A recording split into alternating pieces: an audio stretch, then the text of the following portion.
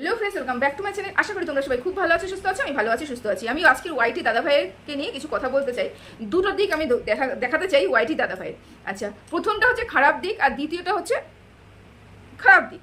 আচ্ছা, যাই হোক, একটু খারাপ দিক, ভালো দিক বলা চলে না, খারাপ দিক আর একটু বেশি খারাপ দিক আর একটু কম খারাপ দিক, এটা হচ্ছে ব্যাপার। এত গরম পড়েছে না, থাকতে পারছি না। তো যাই হোক, তো ওয়াইটি দাদাভাইকে নিয়ে আজকে আমাদের পারুল বোন একটা ভিডিও করেছে। হ্যাঁ, তোমরা জানো পারুল বোন ভিডিও করেছে।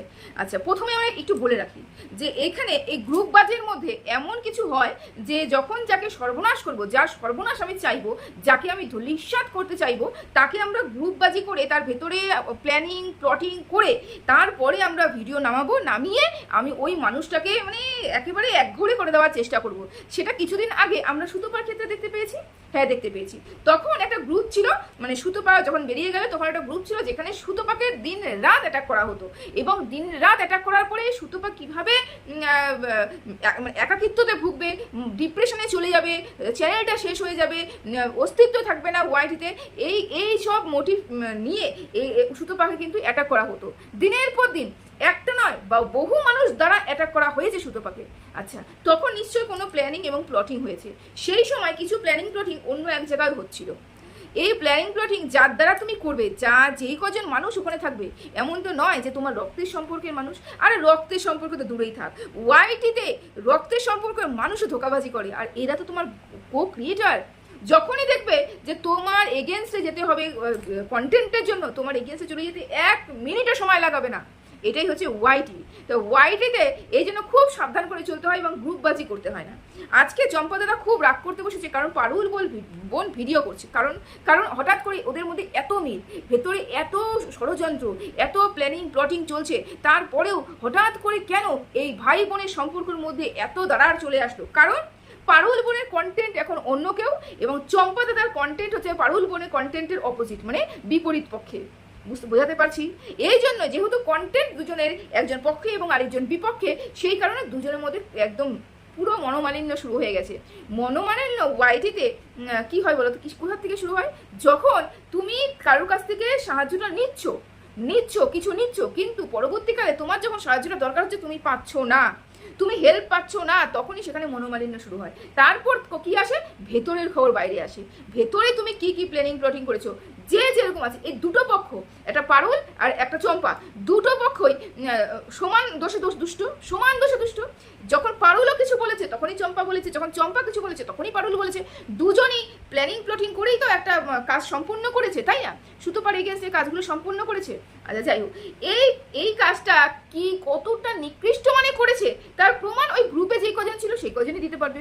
এখন যখন গন্ডগোল লেগেছে পারুলের মধ্যে আর চম্পা দাদার মধ্যে, তখন চম্পা দিদির মধ্যে, তখন হয়েছে ব্যাপারটা যে পারুল বলছে আমার কাছে সব কিছু আছে, আমি প্রমাণস্বরূপ সব তুলে দিব, যে তুই একটা মানুষকে অত দূর পৌঁছানোর জন্য, হেনস্থা করার জন্য, শেষ করার জন্য কত দূর চলে গেছিস, কত প্ল্যানিং প্লটিং করেছিস। এটা কিন্তু ওই পারুল বোন বলেছে, স্বাভাবিক, জানবেই ভেতরে প্ল্যান হয়েছে এবং এখন মতের মিল হচ্ছে না, দুজনের বিপরীত পক্ষে দাঁড়িয়েছে। এখন কথা বেরোবে না? এখনই কথা বেরোবে। এই জন্যই আমি একটা কথা বলি, ওয়াইটিতে যাই করো তাই করো। হ্যাঁ, গ্রুপ তোমরা মনে করো যে আমি যেমন এখন একটা দিকে চলছি, তার মানে আমার সাথে সাথে আমার কো ক্রিয়েটাররা যেই কন্টেন্ট নিয়ে পজিটিভ কন্টেন্ট নিয়ে আলোচনা করছে, আমি সেটাকে পজিটিভ নিয়ে বলছি।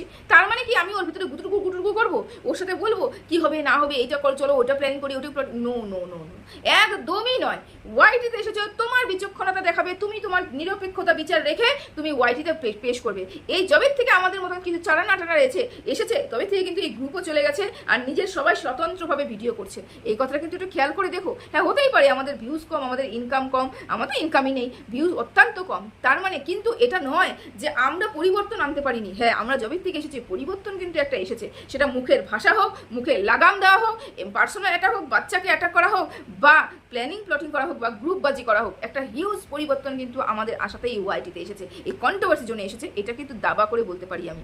তো যাই হোক, এবার লেগে গেছে বোন এবং ভাইয়ের মধ্যে, মানে চম্পা চম্পা দিদি এবং হচ্ছে পারুল বোনের মধ্যে বিশাল গন্ডগোল। এবার এ বলছে আমি প্রমাণ বের করে দেবো, আর এ বলছে তোর কাছে প্রমাণ আছে কি? চম্পা দিদি বলছে লাইভ করে তোর কাছে কি প্রমাণ আছে? তোর কাছে এমন কোনো প্রমাণ নেই যেটা তুই প্রমাণ করতে পারবি যে ওগুলা আমি কারোর ক্ষতি করার জন্য করেছি। আরে যখন প্রমাণ নেই, দাদাকে একটা প্রশ্ন আমার, যখন প্রমাণ নেই পারুল দিদির কাছে যে তুমি কাউকে এত ক্ষতি করার জন্য এতটা নিচে নামোনি, তাহলে তিলবিল করে উঠে কেন লাইভটা করতে বসলে? কেন লাইভে বসে তুমি বলতে শুরু করলে? কিচ্ছু নেই, সুতোপাকে বোঝাতে শুরু করলে যে তুমি তোর মস্তিষ্ক শুকিয়ে গেছে, তুই তো বিচার বিবেচনা কর। আমি কাউকে কোনো রেকর্ডিং দিইনি। হ্যাঁ, রেকর্ডিং চেতে এসেছিল, তোর এগেন্সে যে আছে সে রেকর্ডিং চেতে এসেছিল, আমি রেকর্ডিং দিইনি। আমি এতটাও মানে অমানুষ নই, আমি রেকর্ডিং দিইনি। আচ্ছা, তুমি যদি সত্যি সত্যি রেকর্ডিং না দাও, তোমার এগেন্সে যদি কোনো প্রুফই না থাকে, তাহলে রাত্রি 12টার সময় হঠাৎ করে লাইভে এসে কেন এত চিৎকার চেঁচামেচি করতে শুরু করলে? যখন পারুল বোন বললো যে সুতপা আমি তোমার সাথে যোগাযোগ করবো এবং তোমাকে সব প্রমাণ দেবো, তাহলে পারুল বোনের কাছে এমন কি প্রমাণ আছে যেটা সুতপাকে অন ক্যামেরা এসে বলেছে যে আমি দিতে রাজি আছি? তার মানে কি পারুল বোন মিথ্যে কথা বলছে? না, পারুল বোন সত্যি কথা বলছে বলে তুমি এত চিৎকার চেঁচামেচি করছো। ব্যাপারটা কি? যেটা যতক্ষণ না সামনে আসছে ব্যাপারটা, ততক্ষণ তো আমরা বুঝতে পারছি না, কারণ আমরা গ্রুপবাজি করি না। আচ্ছা, এখানে আমি দুটো পক্ষ বললাম, একটা কম খারাপ, একটু বেশি খারাপ। বেশি খারাপ এটা এই হোয়াইটের দাদা কাউকে শেষ করার জন্য অত্যন্ত নিচে নামতে পারে, বিশাল নিচে নামতে পারে, বিশাল প্ল্যানিং প্লটিং করতে পারে। সেটা সুতপার ক্ষেত্রে দেখতে পেয়েছি। সে বলছে আমি তো কাউকে যেচে অশান্তিক লাগাই না, আমি তো কাউকে যেচে গালিগালাজ করি না, আমি তো কারোর পিছনে যেচে লাগি না। আমাকে একবার লাগানো হয়, দুবার, তিনবার, আমার বউকে নিয়ে, বাচ্চাকে নিয়ে, মাকে বলা হয়, আমি 4 বারের বার দিই এবং ধুইয়ে দিই। আমি বারবার একটা কথা বলে এসেছি, ওয়াইটির দাদা ভাই হয়তো ভুলে গেছে, তার ব্রেনোলিয়ার খুব প্রয়োজন, মেমোরি লস হচ্ছে আস্তে আস্তে। যবে সুতপা ওই গ্রুপ থেকে বেরিয়ে গেছে, সুতপা কিন্তু একবারও এই ওয়াইটি চম্পা দাদাকে কিন্তু পোক করেনি, কিন্তু চম্পা দাদা কিন্তু লাগাতার ওয়াইটিতে এসে সুতপাকে পোক করে গেছে। সুতপা ওই একটা পোকের উত্তর দিয়েছে, তারপরে চিলবিলিয়ে উঠেছে। সে এক মুখের ভাষা খারাপ করে যা ধরনের গালিগালাজ দিয়েছে, যে ধরনের গালিগালাজ দিয়েছে, আমরা প্রত্যেকটা মানুষই সাক্ষী আছি। আজকে সাধু হলে তো চলবে না, তাই না? যাই হোক, দে রায় তো দুরুস্তায়। এই মানুষটার এটা সব থেকে খারাপ, মানে আমি বলবো না যে এ নিজের বুদ্ধি নেই, নিজের বুদ্ধি দিয়ে ও কাজ করে না, অবশ্যই নিজের বুদ্ধি দিয়ে কাজ করে, কিন্তু সেফ সাইডে খেলে। আজকে সেটা প্রমাণ। সে বললো আমি এতটাও বোকা নই যে আমি কাউকে হাতে তুলে দেবো এবং সেটা আমার উপরেই ভারী পড়বে। মানে যদি কিছু তুলে দেয় তাহলে তো ওকেও যেতে হবে, যতবার শুনানি হবে, যতবার যেতে হবে, ততবার তো একেও টানতে হবে, একেও টানবে। কারণ এর দ্বারা প্রমাণটা বাইরে বেরিয়েছে। এ কোনো মতেই কোনো ঝামেলার মধ্যে জড়াতে চায় না, এটাই ও পরিষ্কার করে বুঝিয়ে দিল। আমি কাউকে কিছু দিইনি, আমি ঝামেলায় পড়তে চাই না, পরিষ্কার কথা। তার মানে বুঝতে পারি চম্পা দাদা যা হোমড়ি চমড়ি করে সেটা মাত্র মানুষকে গর্জানোর জন্য, মানুষকে ভয় দেখানোর জন্য। চম্পা দাদা অত্যন্ত ভীতু মানুষ, সেটা আমরা মিট আপে গিয়ে পরিষ্কারভাবে বুঝতে পেরেছি। যাই হোক, আর বেশি খারাপ হচ্ছে এইগুলো, একটু কম খারাপের কথা বলছি। কম খারাপের কথা এ কারণেই বলছি, কারণ আজকে চম্পা দাদা যেই পথে আছে সেটা কিন্তু একদম সত্যির পথে আছে, একদম সত্যির পথে আছে। এবং চম্পা দাদা এখন যে বোধোদয় হয়েছে, চম্পা দাদা এখন যে কাজগুলো করছে না, 100% ভালো কাজ করছে, নো ডাউট। আমি বলবো না যে আমার সন্দেহ আছে, না, কোনো সন্দেহ নেই, সেই ভালো কাজ করছে। আচ্ছা, তুমি বলো তো, ভালো কাজটা হঠাৎ করে কেন মনে হলো যে আমি নিরপেক্ষ ভিডিও করব? আমি মনে হয় যা সত্যি সেটাই বলবো, যেটা মিথ্যে সেটাকে বের করেই ছাড়বো। আজকে যে সমাজসেবিকা দিদিভাইয়ের বিরুদ্ধে চম্পা দাদা এত নড়ে চড়ে বসেছে, কেন নড়ে চড়ে বসেছে? চম্পা দাদা তো অনেকদিন ধরেই সমাজসেবিকা দিদিভাইকে দেখছিল, তখনও তো প্রতিবাদ করতে বসেনি। 2-3টে লাইভ দেখেছে, 2-3টে ভিডিও দেখেছে, তখনও প্রতিবাদ করতে বসেনি। আজকে হঠাৎ করে 2-3 দিন ধরে তোমার কেন ঈশানী ব্যাপারটার থেকে কেন মনে হচ্ছে যে চম্পা দাদা হঠাৎ করে মানে সমাজসেবক হয়ে উঠেছে? কেন মনে হচ্ছে? প্রথমত কথা, সমাজসেবী দিদি ভাই চম্পা দাদাকে থ্রেট করেছে। হ্যাঁ, বলেছে তুমি যদি শুধরে না যাও তোমাকে তো কি করার করেই নেবো, তোমার চ্যানেলটা পর্যন্ত থাকবে না। এরা চম্পা দাদা সহ্য হয়নি, আমার চ্যানেল থাকবে না, আমি ওয়াইটিতে রাজা, আমি ওয়াইটিতে বসে আছি আর আমার চ্যানেল রাখবে না। তার মানে চম্পা দাদার উপরে অ্যাটাক প্রথমে কি এনেছে? এই সমাজসেবিকা দিদিভাই। চম্পা দাদা সেই জন্য সমাজসেবিকা দিদিভাইয়ের বিপরীতে চলে গেছে, এবং বিপরীতে গিয়ে বললাম তো, যখন যাকে সর্বনাশ করতে চায় তার নিচের অবধি গিয়ে কোন লেভেলে নেমে কোন ষড়যন্ত্র করে এই যে সর্বনাশ করে আমরা আগে প্রমাণ পেয়ে গেছি। তো সেই পথে কিন্তু আজকে সে চলছে, কিন্তু এই পথটা একটু ভালো পথ। আমি এই কথা বলবো, হতেই পারে সেই মানুষটা খারাপ, কিন্তু যেই পথে এখন চলছে সেটা কিন্তু অবশ্যই ভালো পথ। কারণ যেই নোংরামিগুলো এই মানুষগুলো ছড়াচ্ছে, সেই নোংরামিগুলোকে মেনে নেওয়া যায় না, কোনো মতে মেনে নেওয়া যায় না। দাদা আজকে বলছে আমি যা নোংরামি করেছি, আমি আর নোংরামি করবো না। তার মানে দাদা জানতো যে আমি নোংরামি করছি, দাদা জানতো যে আমি শুধুমাত্র নিজের স্বার্থের জন্য নয়, বোনদের স্বার্থের জন্য বোনদের পাশে দাঁড়িয়েছি। দাদা জানতো, কিন্তু দাদা কি গালিগালাজ দিচ্ছে সেটাও জানতো। একটা কত বড় ষড়যন্ত্র করে একটা মানুষের ভয়েস রেকর্ড করে সেটাকে ভয়েস চেঞ্জারে অ্যাপ চেঞ্জ করে মানুষকে সামনে ভুয়ো প্রমাণ করার চেষ্টা করেছে, সবই আমরা দেখেছি। এগুলো সব জানতো যে আমি এগুলো ভুল কাজ করছি।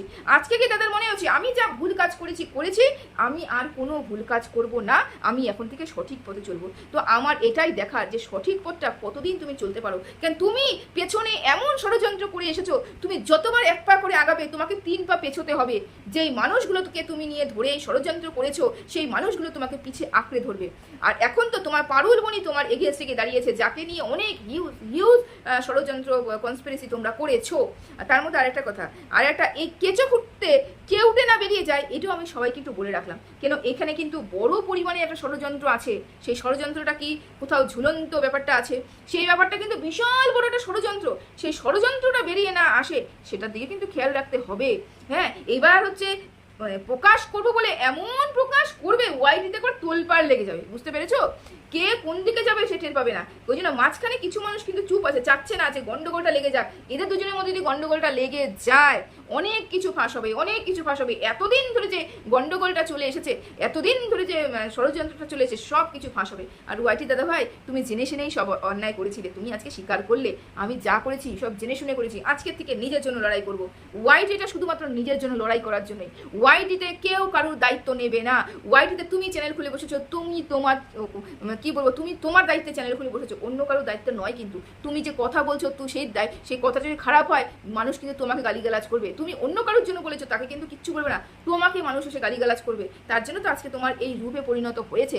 মানুষ তোমাকে দেখলেই দুটো গালিগালাজই দেয় আগে, অবিশ্বাস করে। কেন এত মানুষের বিশ্বাস ভেঙেছো তুমি, আজকে সবাই তোমাকে অবিশ্বাস করে। যাই হোক, কতটুক তুমি এই সমাজসেবিকা দিদিভাইয়ের বিরুদ্ধে করতে পেরেছো, কতটুক করছো আমি জানি না, কিন্তু আমি চাইবো এই ক্ষেত্রে তুমি অনড় থাকো এবং তুমি তোমার রাস্তাটা ঠিক রাখো এবং এই কাজটা তুমি সম্পূর্ণ করো। অবশ্যই আমি এটা চাইবো। আর বাকি যেগুলো বললে সেগুলোকে আমি মেনে নিতে পারলাম না। তুমি নিজে সব কিছু জানা সত্ত্বেও ভালোবাসার খাতিরে করেছো, তাও মনিটাইজেশনটা অন রেখে করেছো, এগুলো মানা যায় না। তুমি জানা সত্ত্বেও মানুষকে গালিগালাজ করেছো, তুমি জানছো সব ভুল তাও গালিগালাজ করছো, এটা শুধুমাত্র ভালোবাসার জন্য, তাও মানা যায় না।